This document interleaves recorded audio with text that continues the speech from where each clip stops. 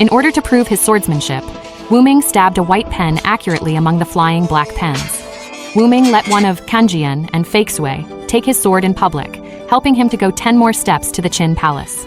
Why did he approach the King of Qin as planned, but only use the handle of the knife to assassinate and let the King of Qin go so carelessly? During the Warring States period, 7 heroes emerged and wars broke out many times. In order to fight for the world, Qin was the most powerful. Qin King Yingzheng was eager to annex the 6 countries, and he was regarded as a thorn in the eyes of the 6 countries. The deeds of assassinating the King of Qin in various countries were also constantly staged in the war. Among them, the Zhao assassins Kanjian, Fakesui, and Chang Kong, the 3 of them, because of their world-famous superb swordsmanship, made the King of Qin unable to sleep peacefully for 10 years. Until this day, the King of Qin suddenly summoned Wuming. Wuming was the head of Leung County in Qin State. He killed 3 top assassins of Zhao State in a row, and thus got the opportunity to meet with King Qin Yingzheng in the palace. Before entering the palace, the guards searched carefully, and Wuming stepped into the palace and knelt down 100 steps away from the King of Qin. The King of Qin sat upright, and he took out Chang Kong's broken gun. The King of Qin immediately ordered, "Whoever kills the assassin Chang Kong will be rewarded with 1,000 gold coins, be granted the title of 1,000 households, and go to the palace 20 steps away to drink with the King of Qin." In this way, the distance between the 2 of them was shortened by 20 steps.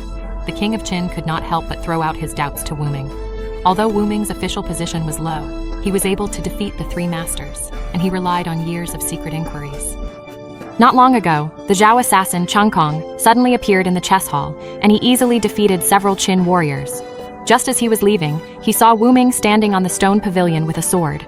Although Chang Kong was dismissive, Wuming thrust his sword forward, and the speed was so fast that he was caught off guard. When he blocked with a horizontal stick, he was almost killed by a sword.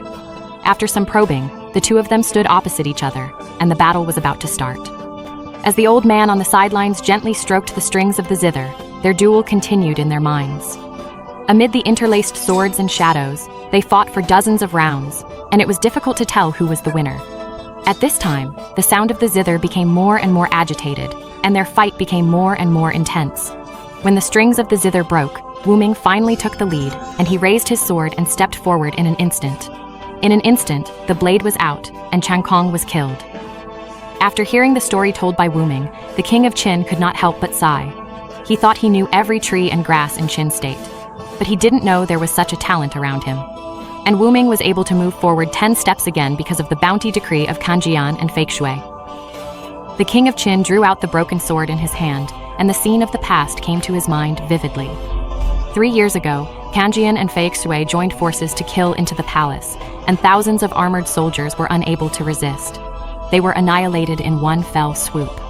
But when he learned that it was Wuming who killed Kanjian and Fakesui, the King of Qin couldn't help but feel curious. The swords of these 2 are so fast, how did he win? Wuming told the truth. At the beginning, after many investigations, he learned that the 2 of them were named Gaoshan and Liu Shui, hiding in an academy in Zhao State, reading and practicing calligraphy all day long, and not caring about worldly affairs. Wuming knew that he was no match for Kanjian, so he pretended to ask for his calligraphy, so as to find the flaws in his swordsmanship from his calligraphy. But before he finished writing, the Qin army arrived at the city. The reason why the Qin army was able to win every battle was that it benefited from its strong bows and fast arrows. With a command, an overwhelming rain of arrows shot towards Zhao like a swarm of locusts. Countless civilians in the city were killed and injured, and wailing was everywhere. But only the patriots in the academy were still protecting the national treasure left by their ancestors. There were 19 ways to write the word sword alone. No matter how strong the Qin sword was, in their opinion, it could not destroy the Zhao characters. At this time, another rain of arrows came, and Kanjian was still writing furiously. In order to let Wuming indulge in calligraphy, Wuming and Fakesui rushed out of the door to resist. They danced among the swords and zithers, reflecting the words written by Kanjian.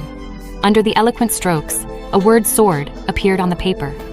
This is the 20th way to write the word sword, which contains the highest realm of swordsmanship, and every stroke shows the ambition to embrace the world. When he learned that the Zhao people protected the word, he thought, after destroying Zhao, 20 words will be combined into one. When the King of Qin saw the word sword behind him, he couldn't help but wonder again. Since Wuming has not yet understood the swordsmanship, How did he defeat Kanjian and Fake Shui?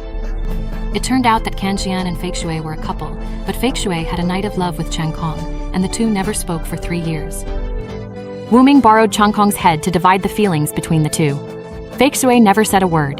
That night, she quietly took out a piece of debris and thoughtfully pieced it together on the spear. This scene happened to be seen by Kanjian outside the door. After returning to his room in anger, he found his personal maid and pressed her to the ground cruelly.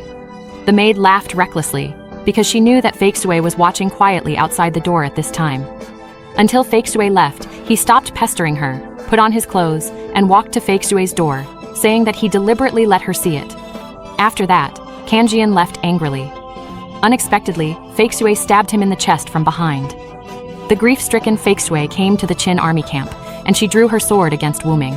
But she had no rules, and soon she died under Wu Ming's sword. The 3 assassins were all dead, and Wu Ming's story was over. Although the story was reasonable, he obviously underestimated the King of Qin. In the eyes of the King of Qin, Kanjian and Fake Shui were not narrow-minded people. They were magnanimous and upright, and they were definitely not the villains that Wu Ming said. At this time, Wu Ming was only 10 steps away from the King of Qin. He only needed to jump, and he could easily take the King of Qin's life, while the Qin soldiers were rescuing him.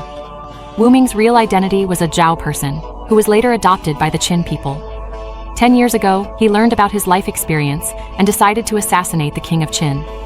At this time, the fire in the hall was getting more and more restless, but Wu Ming was not in a hurry to take action, but told the whole truth. In fact, Chen Kong asked for death that day to help him assassinate the King of Qin. Wu Ming practiced swordsmanship for 10 years to assassinate the King of Qin. There is a style in swordsmanship that can kill within 10 steps.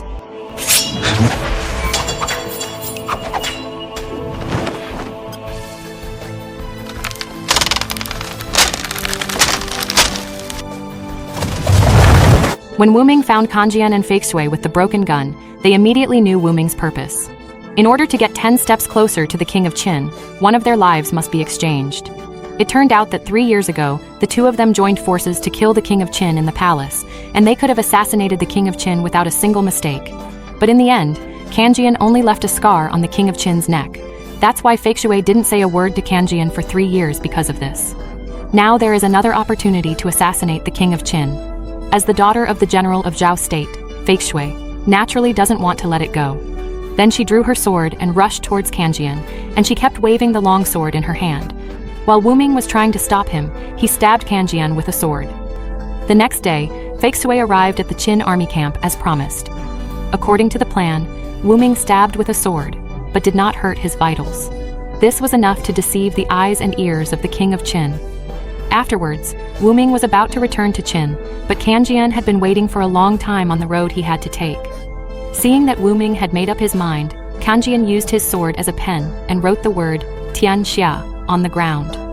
Now that the 7 countries are fighting and the people are living in misery, only the King of Qin can unify the world and end the struggle. This is the truth he has learned from calligraphy in the past 3 years. He hopes that Wu Ming can also understand his own thoughts. Hearing this, the King of Qin was silent for a while. For so many years, he was a tyrant in the eyes of the world, but he did not expect that the person who really understood him in the end was the assassin he wanted. The next second, the King of Qin suddenly drew out his sword, and with a big wave of his hand, he handed it to Wu Ming. He turned his back to Wu Ming, and he wanted Wu Ming to decide the outcome of this sword for the world. But in the end, Wu Ming still drew his sword. Although he used the handle of the knife to stab, he still had to stab this sword. He wanted to represent those who died in the war. Then, Wu Ming threw down the sword in his hand and walked towards the crowd without hesitation. And Wu Ming finally realized, even if he killed a King of Qin, there would still be another King of Qin. Only by unifying the 6 countries as soon as possible can the people of the world be completely saved. And the King of Qin also implemented his own way of saving the world, and he completely buried Wu Ming under the rain of arrows. After learning the news that the assassination of the King of Qin failed, Fake Shui immediately found Kanjian. She knew that with Wu Ming's swordsmanship, he would never miss within 10 steps. So she asked Kanjian what he said to Wu Ming. But at this time, Fake Shui finally put aside her love for her husband in the face of national hatred. She thrust her sword at Kanjian, but Kanjian dropped his weapon at the last moment. The blade instantly pierced his chest, and he died in the hands of his beloved. Feixue saw this scene and shed tears of grief. Now that Zhao was destroyed, Wuming and Kanjian were dead. Perhaps this was the end of hatred. So she hugged her beloved tightly, she killed herself with the sword, and she and Kanjian left together.